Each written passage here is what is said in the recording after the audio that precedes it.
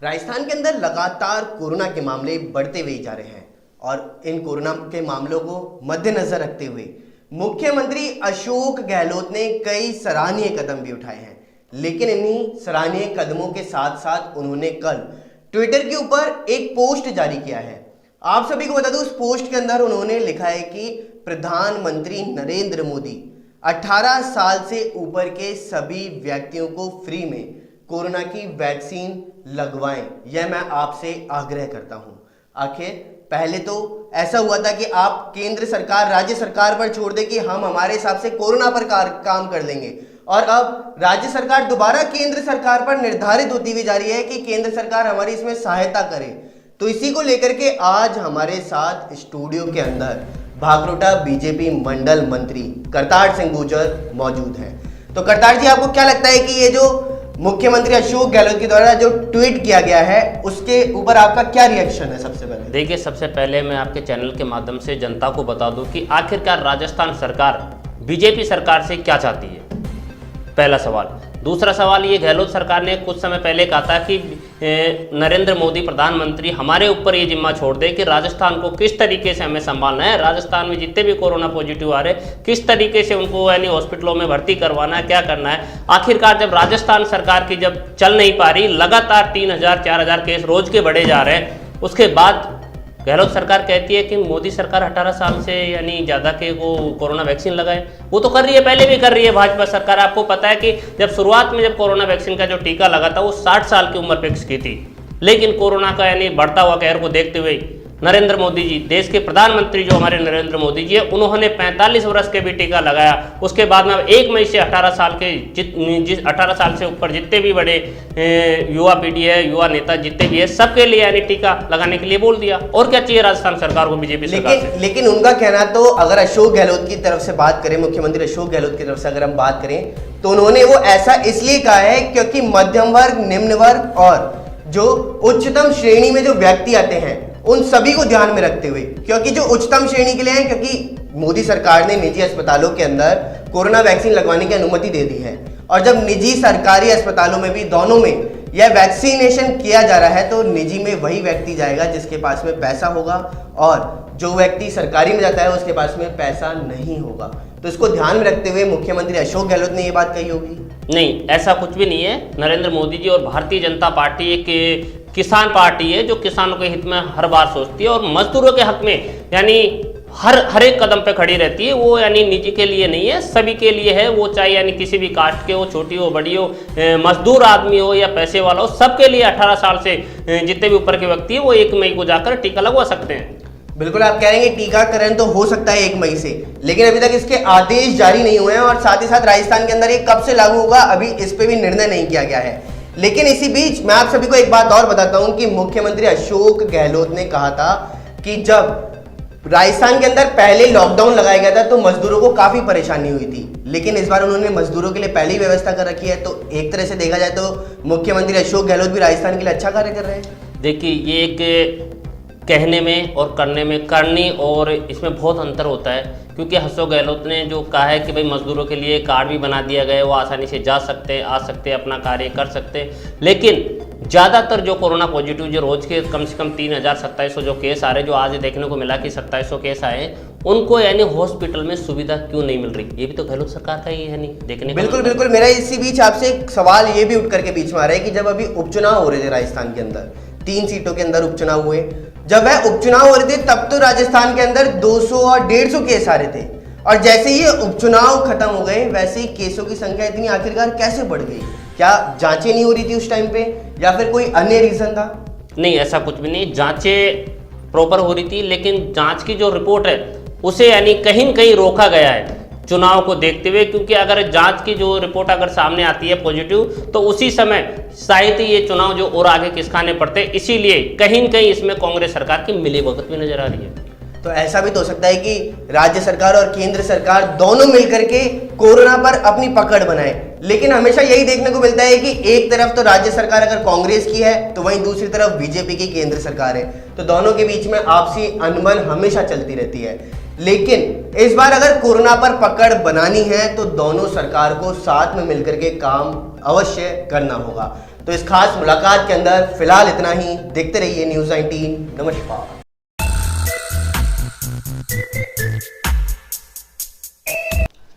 नमस्कार, स्वागत है आपका न्यूज़ 19 में। मैं पुलकित सक्सेना आप लोग के साथ। आइए एक नजर डालते हैं अखबार की सुर्खियां मेरे साथ। आप सभी को बता दूं कि राजस्थान के अंदर लगातार कोरोना वायरस बढ़ता हुआ ही जा रहा है, लेकिन आज मैं आप सभी को इस कोरोना वायरस से एक अच्छी खबर बताने जा रहा हूं, जिसमें अब राजस्थान के लिए एक अच्छी खबर कोरोना से लेकर के सामने आई है। आप सभी को बता दूं कि इसी बीच 99% संक्रमित लोग ऐसे हैं जो सही हो रहे हैं और 0.0 कुछ प्रतिशत लोग ऐसे हैं जिनकी इससे मृत्यु हो रही है। लेकिन जो 99% लोग ऐसे हैं जो कोरोना से प्रभावित हैं, उनके अंदर सामान्य से कोरोना के लक्षण देखने को मिले हैं, जिनका मात्र 3 से 4 दिन के अंदर उपचार होकर के वापस उनकी नेगेटिव रिपोर्ट सामने आ रही है। तो इससे अंदाजा लगाया जा सकता है कि कोरोना वायरस अभी इतना नहीं है, लेकिन आप सभी अगर सोशल डिस्टेंसिंग की पालना करेंगे और उचित दूरी और मास्क का प्रयोग करेंगे तो आप सभी इस कोरोना वायरस से बच भी सकते हैं। वहीं साथ ही साथ एक और बात बताता हूं आप सभी को कि जयपुर के अंदर मौतों की दर की बात करें तो जयपुर के अंदर मौतों की दर का आंकड़ा 0.66% है। वहीं अजमेर की बात करें तो अजमेर के अंदर 1.10% है, तो अलवर के अंदर 0.31% है और भीलवाड़ा के अंदर 1.12% मौतों का आंकड़ा दर्ज किया गया है। यानी कि 100% में से मात्र 1% या 1 से कम प्रतिशत लोग ऐसे हैं जिनकी इस वायरस से मृत्यु हो रही है और बाकी सभी रिकवर भी हो रहे हैं। साथ ही साथ आप सभी को अगर हम कोरोना की बात कर रहे हैं तो कोरोना के आंकड़ों से अवगत भी करवा देते हैं। राजस्थान के अंदर पिछले 24 घंटे के अंदर 14,468 कोरोना के नए मरीज सामने आए हैं, जिनमें से 59 लोगों की कोरोना की वजह से मौत भी हो गई है और अब एक्टिव केस राजस्थान के अंदर 1,07,157 अभी भी मौजूद है। वहीं हम राजस्थान की राजधानी जयपुर की बात करें तो राजस्थान की राजधानी जयपुर के अंदर कल केस कम आए हैं, लेकिन अभी भी यह आंकड़ा बहुत ज़्यादा है। आप सभी को बता दूं कि 2317 लोग कल राजस्थान की राजधानी जयपुर के अंदर कोरोना से संक्रमित पाए गए हैं।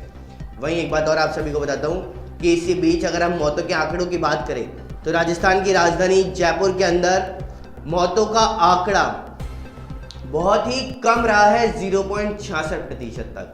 वहीं इसी के चलते हुए जो लोग अभी भी गाइडलाइन की पालना नहीं कर रहे हैं, राजस्थान के अंदर उनके चालान काटे जा रहे हैं, जिसमें आप सभी को बता दूं कि राजस्थान की राजधानी जयपुर के अंदर कल 4,251 लोगों के चालान काटे गए हैं और जिनसे 6.83 लाख रुपए वसूल किए गए हैं। यह चालान की राशि है जो सोशल डिस्टेंसिंग, मास्क और अन्य चीज़ों की बताई जा रही है। साथ ही साथ एक बात और आप सभी को बताता हूं कि आज बिजली कटौती कई जगह पर की जा रही है। 3 अलग अलग समय पर कटौती अलग अलग क्षेत्रों में की जा रही है, जिसमें 10 बजे से लेकर के 2 बजे तक, यानी सुबह के 10 बजे से लेकर 2 बजे तक नाहरी का नाका और चंद्रशेखर की बगीची के क्षेत्र में बिजली कटौती की जाएगी। तो वहीं ऐसे ही कई क्षेत्रों के अंदर समय को निश्चित किया गया है, जिसमें आप सभी को बता दूं कि सुबह के 10 बजे से लेकर के दोपहर के 3 बजे तक, सुबह के 10 बजे से लेकर के दोपहर के 4 बजे तक और सुबह के 11 बजे से लेकर के दोपहर के 5 बजे तक अन्य कई जगह पर बिजली कटौती आज की जा सकती है। तो आप सभी अगर बिजली कटौती हुए तो अपने अपने क्षेत्र में बिजली विभाग से संपर्क करके जानकारी ले सकते हैं कि हमारे क्षेत्र में कितने बजे तक बिजली की कटौती की जा रही है। वहीं एक बात और आप सभी को बताता हूं कि राजस्थान और बेंगलोर इन दोनों के बीच में कल आईपीएल का मुकाबला खेला गया था, जिसके अंतर्गत बेंगलोर ने 10 विकेट से जीत दर्ज की है। पहले खेलते हुए राजस्थान रॉयल्स ने 177 रन 9 विकेट के नुकसान पर बनाए हैं, लेकिन जब बेंगलोर खेलने उतरी तो बेंगलोर ने यह लक्ष्य बिना विकेट खोए ही हासिल कर लिया है। बेंगलोर ने 181 रन बनाए, वो भी 16.3 ओवर में ही, और जीत हासिल की है 10 विकेट से। इसमें सबसे बड़ी भूमिका पैडिकल की रही है, जिन्होंने कल शतक भी जड़ा है और 101 रन कल बनाए हैं। तो वहीं दूसरी ओर बेंगलोर के कप्तान विराट कोहली ने 72 रन बनाए हैं और यह दोनों ही खिलाड़ी नाबाद भी रहे हैं। तो अखबार की खास सुर्खियों के अंदर फिलहाल इतना ही। देखते रहिए न्यूज़ 19। नमस्कार। वही खबर किशनगढ़ से सामने आ रही है, जहां पर रोड के किनारे पड़ी झाड़ियों के अंदर अचानक आग लग गई है। आग के कारणों का पता नहीं चल पाया, लेकिन पुलिस ने आग पर काबू पा लिया। किशनगढ़ के निकट बांदरसिंदरी हाईवे के किनारे झाड़ियों में अचानक आग लग गई। देखते ही देखते आग ने विकराल रूप धारण कर लिया और आसपास के क्षेत्र में फैलने लगी। राहगीरों की सूचना पर पहुंची बांदरसिंदरी थाना पुलिस ने मौके पर पहुंचकर अग्निशमन सेवा को सूचित किया और मौके पर पहुंची अग्निशमन सेवा की गाड़ी से झाड़ियों में लगी आग पर पुलिस के जवानों ने काबू पा लिया। बांदरसिंदरी पुलिस के जवानों ने अग्निशमन के कर्मचारियों का सहयोग करते हुए आग को समय रहते ही बुझा दिया। हालांकि आग लगने के कारणों का अभी तक पता नहीं लग पाया।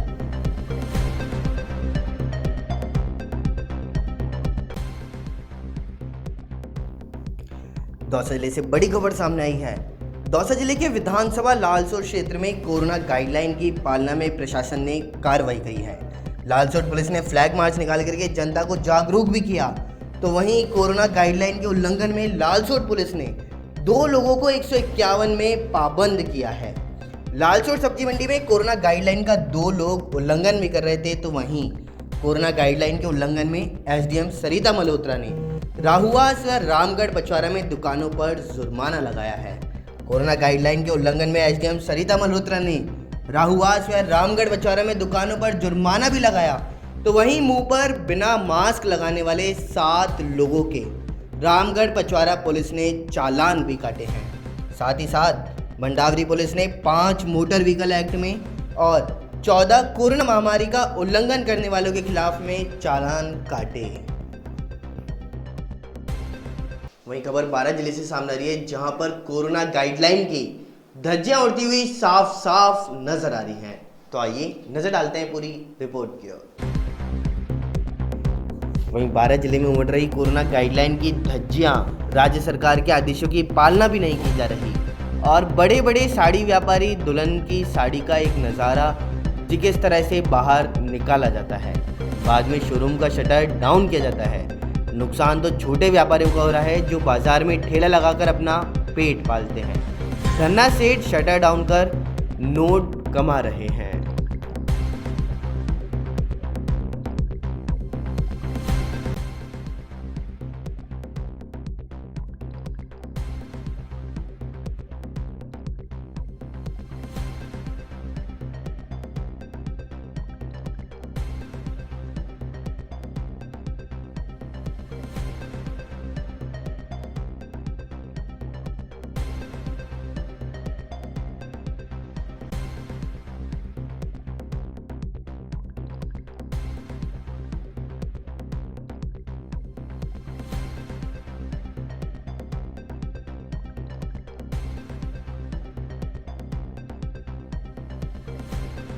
नमस्कार, स्वागत है आपका न्यूज़ 19 में। मैं पुलकित सक्सेना आप लोग के साथ। आइए एक नजर डालते हैं दोपहर की तमाम बड़ी खबरों की ओर।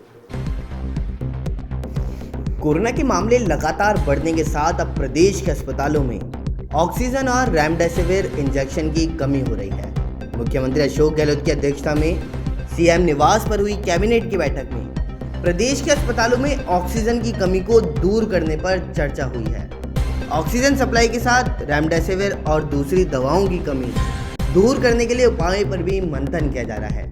मुख्यमंत्री अशोक गहलोत ने 18% के फ्री वैक्सीनेशन और राजस्थान को जरूरत जितनी ऑक्सीजन देने का मुद्दा कल प्रधानमंत्री की वीसी में उठाएंगे। वहीं अस्पतालों में ऑक्सीजन किल्लत दूर करने के लिए सरकार औद्योगिक इकाइयों से ऑक्सीजन अधिग्रहित करने पर भी विचार कर सकती है। अभी राजस्थान की बात करें तो राजस्थान में रोजाना 250 टन लिक्विड ऑक्सीजन की ज़रूरत है और केंद्र सरकार से 160 टन का ही आवंटन अभी हुआ है। इस अंतर को मिटाने के लिए राज्य सरकार ने केंद्र सरकार से मांग भी की।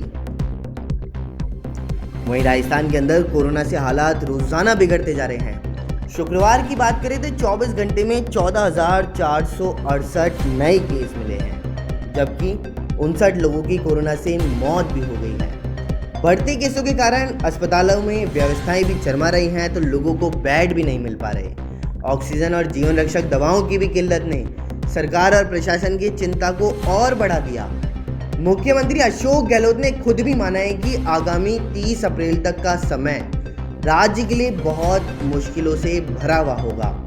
इसलिए उन्होंने राज्य के सभी सांसदों से अपील भी की है कि वे केंद्र के सामने ऑक्सीजन और दवाइयों के मामलों में राजस्थान की बात को गंभीरता से रखें। जिलेवार कोरोना की बात करें तो गुरुवार को सबसे ज़्यादा पॉजिटिव केस जयपुर में 2317 मिले, जबकि 11 लोगों ने दम तोड़ दिया और इसके बावजूद जोधपुर में 1921, उदयपुर में 1215 और कोटा में 1126 नए केस मिले हैं। पूरे राज्य 33 जिलों में झुंझुनू और प्रतापगढ़ एक ऐसे जिले हैं जहां शुक्रवार को कोरोना के 100 से कम केस पाए गए। पाली जिला प्रशासन की ओर से जन अनुशासन पखवाड़ा की पालना करवाने के लिए सख्त नजर आ रहे हैं। निश्चित समय के भीतर प्रतिष्ठान भंडार बंद करवाने के आदेशों के बावजूद भी कुछ दुकानदार आदेशों की पालना नहीं कर रहे और इसी को देखते हुए प्रशासनिक अधिकारियों का अमला शहर के विभिन्न क्षेत्रों में आदेशों की पालना करवाने के लिए घूमता हुआ नजर आया है। हिदायत देने के बावजूद भी अवहेलना करने पर Nahar Puliya, Surajpur, mill gate, Sindhi colony, Ramdev road, Sarafa Bazaar, Dhan मंडी, जर्दा बाजार, पुराना बस स्टैंड पर पुलिस कर्मियों ने खुले प्रतिष्ठानों के खिलाफ में कार्रवाई करते हुए 72 घंटे के लिए सीज कर दिया है। अधिकारियों का अमला सर के क्षेत्रों में घूमने के साथ ही लोगों की अपील करते हुए भी नजर आया कि वह अनुशासन पखवाड़े की पालना करे और अति आवश्यक होने के बाद ही घर से बाहर निकले, अन्यथा उनके खिलाफ कानूनी कार्रवाई भी की जाएगी। तो दूसरी ओर नगर परिषद की ओर से लाउड स्पीकर के माध्यम से एक भी लोगों को कोरोना के प्रति जागरूक एवं राज्य सरकार द्वारा जारी आदेशों की पालना करवाने की भी अपील की जा रही है। देश के अंदर 18 साल से ज़्यादा उम्र वालों को वैक्सीनेशन का खर्च राज्यों पर डालने और वैक्सीन की कीमतों में इजाफा करने पर सियासत अभी गरमाई हुई है। राजस्थान सहित कई राज्य 18 साल से ज़्यादा उम्र वालों के वैक्सीनेशन का खर्च केंद्र से उठाने की पैरवी कर रहे हैं और मुख्यमंत्री अशोक गहलोत ने प्रधानमंत्री नरेंद्र मोदी को चिट्ठी लिख करके 18 साल से ज़्यादा उम्र के युवाओं के फ्री वैक्सीनेशन का खर्च केंद्र सरकार से वहन करने की भी मांग की है। गुरुवार को ही कैबिनेट की बैठक में भी इस मांग को पुरजोर तरीके से रखा गया है और एक ही नीति हो। सीएम अशोक गहलोत ने पीएम को चिट्ठी में लिखा है कि केंद्र सरकार को 60 वर्ष, 45 वर्ष और 18 वर्ष से अधिक आयु के लिए एक ही नीति अपनानी चाहिए। राज्यों में सभी आयु वर्ग के लोगों को एक ही मेडिकल स्टाफ वैक्सीन लगाएगा। यह उचित नहीं होगा कि युवाओं से पैसे लिए जाएं और बाकी को फ्री में वैक्सीन लगाई जाए। दोपहर की तमाम बड़ी खबरों में फिलहाल इतना ही। देखते रहिए न्यूज़ 19। नमस्कार। वहीं आप सभी को बता दूं कि राजधानी जयपुर के अंदर निर्भया स्क्वाड की एडिशनल डीसीपी सुनीता मीणा ने जनता के लिए संदेश दिया है। तो आइए जानते हैं कि उन्होंने क्या संदेश दिया। मैं एडिशनल डीसीपी सुनीता मीणा आप सभी से अपील करने आई हूँ कि कोरोना की आ गई है सुनामी। अरे वो असामाजिक तत्वों, छोड़ो अपनी मनमानी। कोरोना ने रूप धरा है बहुत भयानक, मौतें बढ़ गई हैं अचानक। आप सभी से कहना चाहती हूँ मैं यही कि आप अपना ध्यान रखिए और आपके अपनों का ध्यान रखिए और इसके लिए ज़रूरी है कि वैक्सीनेशन की 2 डोज ज़रूर लगवाइए, साथ ही 2 गज की दूरी भी बनाकर चलिए। वैक्सीनेशन के बाद भी मास्क लगाना बहुत ज़रूरी है और सच है जो करते हैं अपनों से प्यार वो मास्क को नहीं करते इनकार। तो आप अगर अपनों से प्यार करते हैं तो प्लीज़ मास्क ज़रूर लगाइए ताकि हम इस कोरोना की चेन को तोड़ सकें। और इसी कार्य को करने के लिए ही ये जन अनुशासन पखवाड़ा बनाया जा रहा है जो कि 3 मई तक चलेगा। उसका मेन उद्देश्य यही है कि जनता में ये जो कोरोना की चेन चल रही है, ये संक्रमण का दौर चल रहा है, इसे तोड़ा जाए। और इसके लिए सरकार अभी तक आपकी मदद कर रही थी, अब जरूरत है आपको सरकार के मदद करने की। इसलिए हम लोगों ने अपनी निर्भया को अब मैदान में उतारा है। निर्भया ने हर थाना क्षेत्र पर, हर नाकाबंदी पॉइंट पर अपना मोर्चा संभाल लिया है। हम लोग हर व्यक्ति को चेक कर रहे हैं, हर बहानेबाज पर हमारी नजर है, और जो भी व्यक्ति इस तरीके की गलत बहानेबाजी बना के अपने घर से निकल रहे हैं, ऐसे असामाजिक तत्वों के खिलाफ कड़ी कानूनी कार्रवाई की जा रही है। अतः अपने घरों से बेवजह घर से बाहर ना निकले। हम सैल्यूट करते हैं उन लोगों को जिन्होंने जनता के स्वास्थ्य के लिए अपनी दुकानें क्लोज की हुई हैं और अपने घरों में हैं, सिर्फ इसलिए ताकि हम स्वस्थ रहें और हमारी जनता स्वस्थ रहे। ऐसे लोगों को मैं दिल से सैल्यूट करती हूँ। साथ ही आप लोगों से पुनः अपील करती हूँ कि आप लोग हमारी मदद करें, इसके लिए घरों में बने रहें। हम लोग आपसे यही कहने आए हैं कि हर व्यक्ति के पास में हमारी वर्दी पहुंचेगी, बस ज़रूरत है हमें कॉल करने की। गर्भवती महिलाएं और बुजुर्ग ये हमारी प्राथमिकताओं पर हैं, और इसके लिए हमने कहा है कि आपको परेशान होने की ज़रूरत बिल्कुल नहीं है। आप निर्भय रहिए, क्योंकि निर्भय आपके साथ है। आपको ज़रूरत है सिर्फ एक कॉल करने की। आप 100 नंबर या 112 नंबर या फिर 1090 पे कॉल कर सकते हैं, ताकि हम आपको मदद आप तक पहुंचा सकें। गर्भवती महिलाएं और बुजुर्ग हमारे लिए बहुत इम्पॉर्टेंट हैं। खास तौर पर जो एकल बुजुर्ग रह रहे हैं, हम उनके लिए सदैव तत्पर हैं, क्योंकि हमारा मानना है कि पुराने कमरों में नई चीज़ें कौन रखता है, अब परिंदों में पानी भरकर कौन रखता है। वास्तव में ये बुजुर्ग ही हैं हमारे, जो संभाले हुए हैं बुजुर्गों की निशानी को, वरना इन दरकती दीवारों को संभाल कर कौन रखता है। तो बहुत बड़ी चीज़ है हमारे लिए, हमारे बुजुर्ग, उन सब के लिए हम लोग तैयार हैं। आप हमें कॉल कीजिए ताकि हम आप तक मेडिकल सुविधा या जो भी व्यवस्था आपको चाहिए, आपके घर के बाहर न आते हुए हम लोग आप तक पहुंचा सकें। साथ ही हमारी नाकाबंदी पॉइंट्स जो लगातार सुबह से लेकर रात तक चलेंगी, उन पॉइंट्स पे हम लोग तैनात रहेंगे। आप लोग बेवजह बाहर ना निकले, अन्यथा आपको परेशानी का सामना करना पड़ सकता है, कानूनी पचड़े में पड़ना पड़ सकता है। आप लोगों से पुनः अपील, घर में रहिए, सुखी रहिए, स्वस्थ रहिए, मस्त रहिए। कोरोना की चैन को तोड़ने में हमारी मदद कीजिए। जयपुर पुलिस कल भी आपके साथ थी, जयपुर पुलिस आज भी आपके साथ है, और जयपुर पुलिस हमेशा आपके साथ रहेगी। Thank you. जय हिंद, जय भारत। वहीं राज्यपाल कलराज मिश्र ने कोविड-19 के चलते हुए सतर्कता बरतते हुए आप सभी को एक चेतावनी दी है कि इस कोविड-19 के दौर में आप सभी सावधान रहें और सतर्क रहें।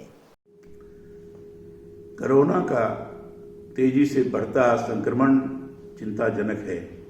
कोरोना की यह नई लहर खतरनाक है, इससे बचना जरूरी है। राज्य सरकार ने जन अनुशासन पखवाड़े के तहत विभिन्न गतिविधियों पर प्रतिबंध लगाने का निर्णय किया है। मेरा आप सभी प्रदेशवासियों से विनम्र अनुरोध है कि इसकी पूरी तरह से पालना करें, सावधानी और सतर्कता रखें, किसी भी स्तर पर लापरवाही न करें, घर से बाहर न निकलें और कोविड प्रोटोकॉल की पालना करें। 2 गज की दूरी बनाए रखें, मास्क आवश्यक रूप से पहने और स्वच्छता के नियमों की पालना करें।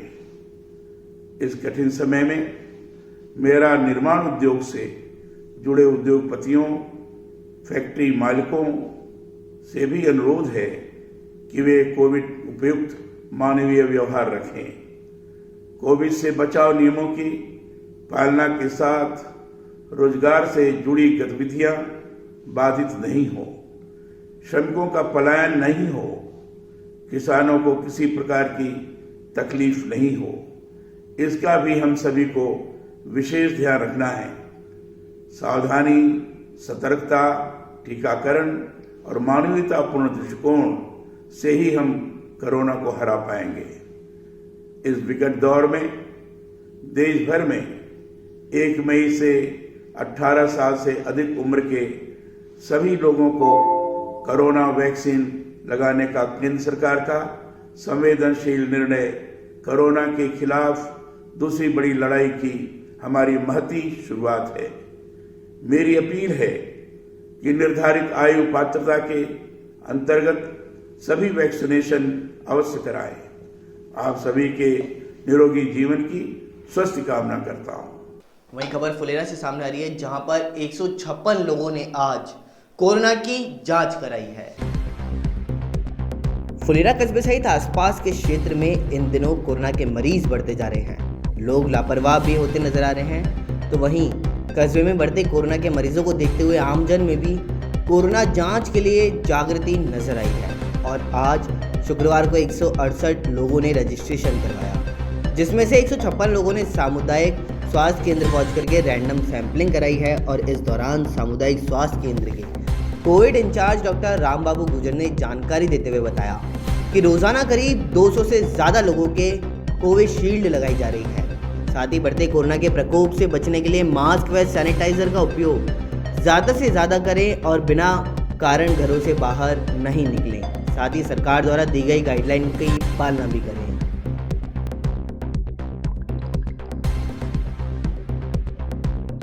सर, आज जो कोविड सैंपलिंग की गई है और की जा रही है, और तो सर उसको लेकर आज कितने रजिस्ट्रेशन हुए हैं?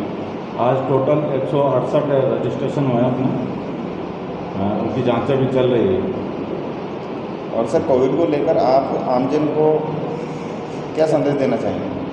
देखो, सबको एक तो मास्क यूज करना है प्रॉपर, दूसरा सोशल डिस्टेंसिंग जो 2 फीट की दूरी उतार के उतना रखना है, और वैक्सीनेशन जो हो रहे हैं वैक्सीनेशन सबको लगवाने हैं, ये सबको ध्यान रखना है। जो भी कोई सिम्टम आते हैं तो तुरंत हॉस्पिटल आए और संपर्क करें। सर, अभी इस टाइम में वैक्सीन का काफ़ी मतलब वो है कि हॉस्पिटलों के अंदर वैक्सीन लगातार लग रही है।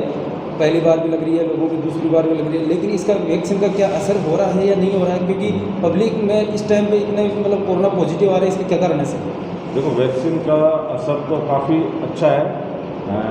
इन्फेक्शन की जहाँ तक बात करते हैं तो इन्फेक्शन वैक्सीन वाले पेशेंट में हो सकता है, लेकिन सीरियसनेस और ज़्यादा डेंजरस का मामला नहीं होता इसमें। और इतने सारे एक साथ केस आने का कारण ये है कि एक तो म्यूटेंट हुआ है वायरस के अंदर, जिसमें जीन्स में थोड़ा सा डिफरेंट हो जाते हैं, और दूसरा लोग पहले की बजाय सोशल डिस्टेंसिंग कम करने लगे, मास्क का यूज़ कम हो गया, इसलिए एक कारण से ये हुआ है। सर, रोज़ाना के यहाँ पर जो कोरोना वैक्सीन के टीके हैं वो कितनी मात्रा में लग रहे हैं, कितने पर रोज़ाना का क्या टारगेट रहता है सर? अपने अराउंड 150-200 तो लग रहे हैं। वही खबर सिवानी मंडी से सामने आ रही है, जहां पर नगर पालिका ने सफाई कर्मियों को 15 ई-रिक्शा वितरित किए हैं। सिवानी मंडी में नगर पालिका द्वारा शहर में सफाई व्यवस्था को पूरी तरह सुदृढ़ करने के लिए विशेष व्यवस्था की जा रही है और डोर टू डोर कूड़ा उठाने के लिए रिक्शा भी भेजा जाएगा तथा इसमें से सूखा व गीला कचरा अलग अलग डलवाया जाएगा। और इसी अभियान के तहत नगर पालिका चेयरमैन सुरेश खटक व नगर पालिका पार्षद कमल कुमार ने सफाई कर्मियों को रिक्शा वितरित किए हैं। जानकारी देते हुए इस बारे में नगर पालिका प्रधान सुरेश खटक ने बताया, पिछले दिनों नगर पालिका के पार्षदों द्वारा डाले गए प्रस्ताव के तहत ही शहर के सभी 13 वार्डों में सफाई व्यवस्था को सुदृढ़ करने के लिए प्रथम चरण में 15 रिक्शे मंगवाए गए। उन्होंने बताया कि ये रिक्शे शीघ्र ही ड्यूटी देने वाले सफाई कर्मियों को सौंपे दिए जाएंगे और मंगवाए गए रिक्शे पर 2 अलग अलग बॉक्स बने हुए हैं, जिसमें एक बॉक्स सूखा कूड़ा डालने के लिए तो वहीं दूसरा बॉक्स गीला कूड़ा डालने के लिए बनाया गया है। उन्होंने यह भी बताया कि रिक्शे द्वारा डोर टू डोर कूड़ा उठाने का अभियान शुरू करने से शहर के लोगों की सफाई व्यवस्था को लेकर शिकायतें भी कम होंगी और सफाई को बढ़ावा भी मिल पाएगा। क्या काम रहेगा? ये जैसे कि डेली गली है, जो खड़ी गली है, उसमें कचरा उठाना, सूखा गीला उठाने का काम करेंगे। और जैसे कि बड़े व्हीकल हैं, साधन कम होने की वजह से सारे वार्ड में, सारी गलियों में नहीं जा सकते। ये एक एक वार्ड में जो स्वीपर कर्मचारी लगाए हुए हैं, उनको एक एक को ये रिक्शा हैंड ओवर कर दी गई है, ताकि एक मेन जगह इनका कचरा डालने का ठिया बनाकर वहाँ इकट्ठा करेंगे, वहाँ से फिर ट्रैक्टर ट्रॉली द्वारा ले जाया जाएगा। वहीं खबर सांबर लीग से सामने आ रही है, जहां डीएसटी पुलिस और फूड विभाग ने कार्रवाई की है। सांबरलेक कस्बे में आज एमआरपी से ज्यादा राशि वसूलने की शिकायत पर जयपुर ग्रामीण डीएसटी, सांबरलेक पुलिस और फूड कंट्रोलर की संयुक्त टीम ने कार्रवाई की है। डीएसटी टीम ने बताया कि सांबरलेक कस्बे में भोला बाजार स्थित आहूजा जनरल स्टोर पर रेट से ज्यादा अधिक राशि वसूलने की लगातार शिकायतें भी मिल रही थी, जिस पर टीम ने बोगस ग्राहक बनाकर सत्यापन किया, जहां एमआरपी से ज्यादा राशि वसूलने पर दुकानदार पर जुर्माना लगाया, साथ ही एक व्यक्ति को गिरफ्तार भी किया। कार्रवाई के दौरान जयपुर फूड असिस्टेंट कंट्रोलर भावना दयाल, जयपुर ग्रामीण डीएसटी टीम में हेमराज मीणा, सुरेंद्र सिंह, अरविंद्र भारद्वाज सहित सांबरलेक थानाधिकारी हवा सिंह और पुलिस जाब्ता मौजूद रहा। आज हेमराज जी जयपुर ग्रामीण के सब इंस्पेक्टर द्वारा कुछ सामान खरीदा गया था आहूजा जनरल स्टोर से, भोला बाजार से, जिसमें एमआरपी से ज़्यादा मूल्य वसूले गए थे, जिसमें विभिन्न प्रकार के गुटखा थे, मिराज, तानसेन आदि पर एमआरपी से 20 से 30 रुपये अधिक लिए गए, जिसके अंतर्गत पैकेज कमोडिटी अधिनियम के अंतर्गत उनको एमआरपी से अधिक 18(2) के अंतर्गत चालान किया गया। अच्छा, इसमें सीज की कार्रवाई थोड़ी की चालान किया गया? चालान किया गया, इसके बाद मुकदमा दर्ज। राशि वैसी चालान की 5,000 राशि एमआरपी से अधिक। नमस्कार, स्वागत है आपका न्यूज़ 19 में। मैं पुलकित सक्सेना आप लोग के साथ। आइए एक नजर डालते हैं दोपहर की तमाम बड़ी खबरों की ओर। कोरोना के मामले लगातार बढ़ने के साथ अब प्रदेश के अस्पतालों में ऑक्सीजन और रेमडेसिविर इंजेक्शन की कमी हो रही है। मुख्यमंत्री अशोक गहलोत की अध्यक्षता में सीएम निवास पर हुई कैबिनेट की बैठक में प्रदेश के अस्पतालों में ऑक्सीजन की कमी को दूर करने पर चर्चा हुई है। ऑक्सीजन सप्लाई के साथ रेमडेसिविर और दूसरी दवाओं की कमी दूर करने के लिए उपायों पर भी मंथन किया जा रहा है। मुख्यमंत्री अशोक गहलोत ने 18% के फ्री वैक्सीनेशन और राजस्थान को जरूरत जितनी ऑक्सीजन देने का मुद्दा कल प्रधानमंत्री की वीसी में उठाएंगे। वहीं अस्पतालों में ऑक्सीजन किल्लत दूर करने के लिए सरकार औद्योगिक इकाइयों से ऑक्सीजन अधिग्रहित करने पर भी विचार कर सकती है। अभी राजस्थान की बात करें तो राजस्थान में रोजाना 250 टन लिक्विड ऑक्सीजन की ज़रूरत है और केंद्र सरकार से 160 टन का ही आवंटन अभी हुआ है। इस अंतर को मिटाने के लिए राज्य सरकार ने केंद्र सरकार से मांग भी की। वहीं राजस्थान के अंदर कोरोना से हालात रोजाना बिगड़ते जा रहे हैं। शुक्रवार की बात करें तो 24 घंटे में 14,468 नए केस मिले हैं, जबकि 59 लोगों की कोरोना से मौत भी हो गई है। बढ़ते केसों के कारण अस्पतालों में व्यवस्थाएं भी चरमा रही हैं, तो लोगों को बेड भी नहीं मिल पा रहे। ऑक्सीजन और जीवन रक्षक दवाओं की भी किल्लत ने सरकार और प्रशासन की चिंता को और बढ़ा दिया। मुख्यमंत्री अशोक गहलोत ने खुद भी माना है कि आगामी 30 अप्रैल तक का समय राज्य के लिए बहुत मुश्किलों से भरा हुआ होगा। इसलिए उन्होंने राज्य के सभी सांसदों से अपील भी की है कि वे केंद्र के सामने ऑक्सीजन और दवाइयों के मामलों में राजस्थान की बात को गंभीरता से रखें। जिलेवार कोरोना की बात करें तो गुरुवार को सबसे ज़्यादा पॉजिटिव केस जयपुर में 2317 मिले, जबकि 11 लोगों ने दम तोड़ दिया और इसके बावजूद जोधपुर में 1921, उदयपुर में 1215 और कोटा में 1126 नए केस मिले हैं। पूरे राज्य 33 जिलों में झुंझुनू और प्रतापगढ़ एक ऐसे जिले हैं जहां शुक्रवार को कोरोना के 100 से कम केस पाए गए। पाली जिला प्रशासन की ओर से जन अनुशासन पखवाड़ा की पालना करवाने के लिए सख्त नजर आ रहे हैं। निश्चित समय के भीतर प्रतिष्ठान भंडार बंद करवाने के आदेशों के बावजूद भी कुछ दुकानदार आदेशों की पालना नहीं कर रहे और इसी को देखते हुए प्रशासनिक अधिकारियों का अमला शहर के विभिन्न क्षेत्रों में आदेशों की पालना करवाने के लिए घूमता हुआ नजर आया है।